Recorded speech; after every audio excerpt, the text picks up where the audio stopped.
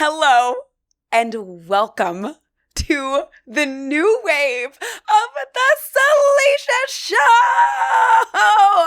I am so excited. I'm your host, Salisha Thomas, and I'm recording here at the beautiful Gotham Production Studios in Midtown Manhattan, and I am officially, I'm so proud to say this, I'm officially a part of the Gotham Network. So I am so happy to be a part of this family and have a home to record.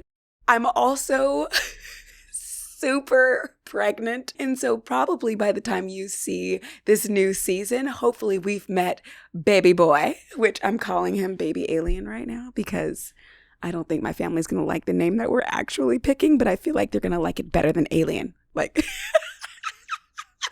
So baby alien will be here, God knows when, but I'm getting ready. I'm getting excited. And so I want to start this episode, and I think I want to starting my episodes with what we're grateful for today. Let's take a minute wherever you are right now. Maybe you're in your car, maybe you're at home, maybe you're having dinner with your family. Just take a minute and reflect on, literally the world might be burning down in this very moment. But there is always something. There is something, even if it's itty bitty, even if it's as small as my patience being pregnant. There's always something to be grateful for. And so I'll go first. Something that I'm grateful for today is I'm grateful for being 8 months pregnant and still having enough energy to get out and do some things. I just performed last weekend with Hugh Jackman at Radio City, and it has been such a dream. I just never thought that when I got knocked up, I would even have a job. So that is something that I'm grateful for today. What are you grateful for? There's also something new that I've added to my website. You can go to thesalishashow.com and there's a speak pipe on there. So if you scroll down, there's a place for you to leave a 90-second voice message to me. So I've never used it. Maybe you'll be the first one to use it. I would love for you to try it out and let's see how it goes. Let me know what you're grateful for. Let me hear about you or what you think about this episode, no matter what you I just want to try it out. Let's see what happens. But today, what is on the docket today? Let's see. I just mentioned a little something about the Radio City residency that I've been doing this year. So maybe let's back it up. Let's start from the very beginning. That's a very good place to start. Let's talk about the audition that changed my life. A couple of years ago, I did a show. It kicked me in the butt on Broadway. It stressed me out, and it was a very different experience than my first Broadway show, which was like smoke break. It was so dreamy and perfect and easy. The second show was still a dream. It was a dream come true. It was not easy. And so after I finished that experience, my agents were sending me out for a lot of different things, and I realized I just kept passing on good appointments that they were getting me. And at a certain point I was like, are they going to drop me for passing on these great appointments? And so I scheduled a meeting with them, and I was like, Dustin and Mark at Daniel Hoff Agency, I love them. I've been with them since 2017. I was like, you guys, I don't know what's wrong with me. I don't know if I'm broken. I don't know what's going on. I just wanted to tell you why I've been passing on all these auditions. And they were so understanding. They're like, take a break. Went away with us for the summer. No, they were like, live your life. We just got back from vacation. Do your thing. It doesn't have to be go, go, go. We're not going anywhere. And I took that to heart. I stopped auditioning for quite some time, many, many months, almost a year. No on-stage performance opportunities. Just don't, I never even went in for Gypsy. I didn't even go in for Gypsy. I just was like, I don't want to be on stage right now. So fast forward a few months when I got called in to audition for this, what I thought was this random Hugh Jackman show at Radio City. Like, the pay looked wild, but it wasn't accurate. But I was like, wild as in like, I'm not going to do that for 9 months. It doesn't make any sense for me. And I don't want to be on stage. I don't want to be stressed out. So long story long, I passed. And I don't know exactly how it got communicated, but it sounded like casting thought I passed because I didn't have a voice. So they said, oh, that's okay. We'll reschedule her for when her voice is 100%. We want her voice to be 100%. Okay, let me just stop right there for a second. I've been in New York City for 11 years. I no longer feel green, but I am no Audra McDonald or Keisha Lewis. I'm sorry, you're going to reschedule me for when I'm feeling good? Like, what is my life right now? That was the first thing, but I was like, they'll probably forget. But that was really nice of them to say. And for context, I am friends with the casting director. We became friends after the last gig. Like, he was a casting director and then he became my friend. Some time passes, maybe a few weeks pass. I don't hear anything. I'm chilling. I've seen the music supervisor since then and he never said anything. So I'm like, well, he said hi, like we're friends, but he didn't mention the project at all. So I'm like, I'm sure they found who they needed to. We've all moved on. Cool, works for me because I don't even want to be on stage right now. Well, I get a message one day saying, hey, can you come by Patrick's apartment and sing for him on Monday for the same project? I'm like, okay, so they did not forget. And also, what? Okay, so I know Patrick. Patrick Vaccarello is literally a genius. He is so incredible. He's music supervised and directed like The Music Man and everything that Hugh Jackman does and the Kennedy Center honors every year. Like, he just is incredible. And I worked with him on Once Upon a One More Time, the Britney Spears musical. I love him. Everybody who meets him loves him. And we're friends. So hearing to like go to his apartment was like, I've just never been to his apartment, but like, I love him. I'm like, yeah, okay. And so I've gone from I'm not auditioning for anything to I'm passing on this audition to they're rescheduling me, but they didn't reschedule me for like Pearl Studios or Ripley Greer or all the places where we all do these public auditions. I was at the music supervisor's home. So I'm like, yeah, I had just recorded a commercial voiceover for Dell that morning, which is what's been paying the bills. Thank you, voiceover and commercials, when I'm not on stage. And I got to his place and it was so beautiful. Oh my God, I cannot even believe how gorgeous his apartment was. And we're just hanging out and catching up. And then he's like, why don't you come over to the piano? Let's sing a little bit. I'm like, sure. And I'm getting ready. Like, I have my papers. I'm ready to like stand and sing. He's like, girl, bye. Sit down. So I'm sitting down next to him at the piano. It's so casual. It's like we're at Don't Tell Mamas and we're just like vibing or something. In fact, maybe way less casual than Don't Tell Mamas. And we're just singing through my book and it feels good. It feels relaxed. I'm like, I've never been at an audition that I felt this much myself, where I don't have to overthink anything. I'm just hanging out and singing songs. The songs I want to sing. And after a while, Patrick was like, you sound great. And he starts texting, furiously texting. He's like, can you hang out for 20 minutes? I'm like, yeah, sure. He's still texting. He's like, he was going to come by. Is that okay? I was like, I'm sorry, what? What? But I didn't say that. I was like, yeah, that's cool. I'm literally having a full-on stroke. Like, I am officially in a coma. And then he starts talking about, man, when Hugh Jackman would stop by the auditions, girls would lose their minds and they'd get so nervous and in their heads. And I'm thinking, I'm also losing my mind.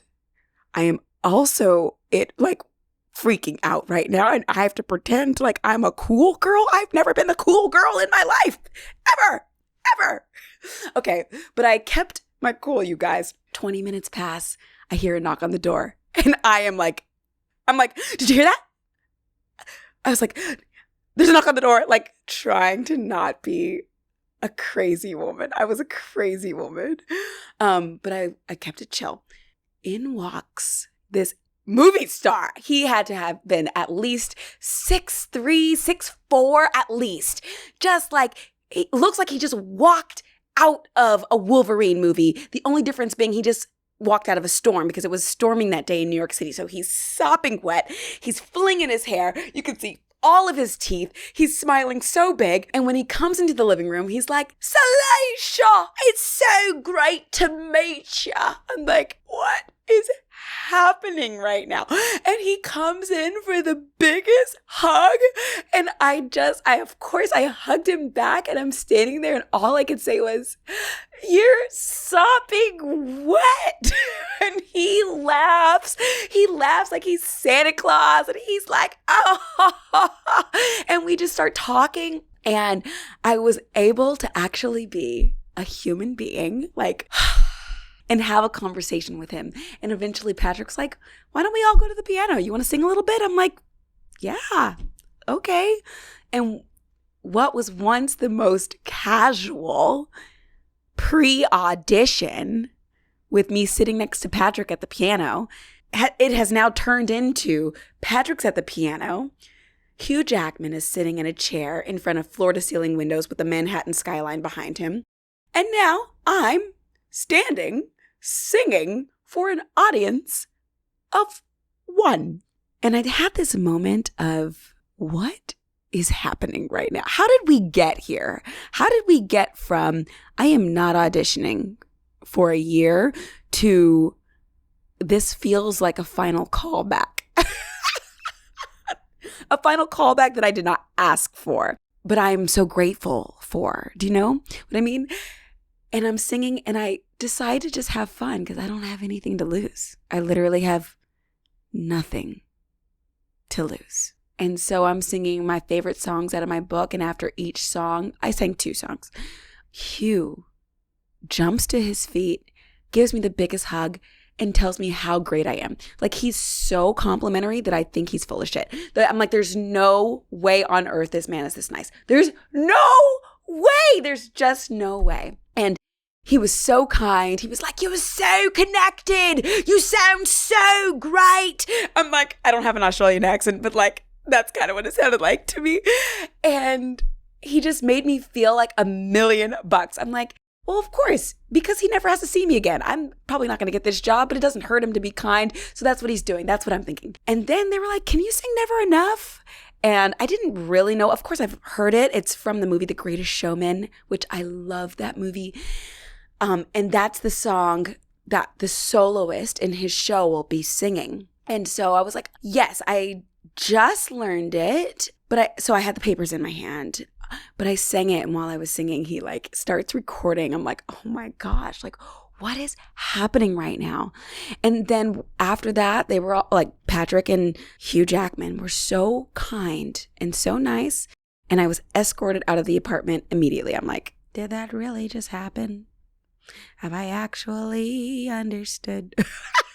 Like, I'm just like, what just happened? I'm in the lobby getting my things together and about to go out into the storm. And I remember feeling like, that's the story. It's not if I get the job. It's what the heck was that audition out of a movie? Like, and I just felt grateful. And I knew I didn't get it, even though it felt like the best audition I'd ever had.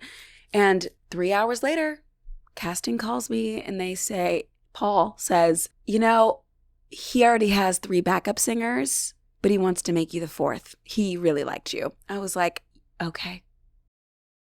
And the pay was a lot different than what I initially thought it was. I was like, okay, I can do that. And the schedule was so flexible and great. I'm like, yeah, once a month for 9 months? That sounds great. Like 3 shows a month, one weekend a month.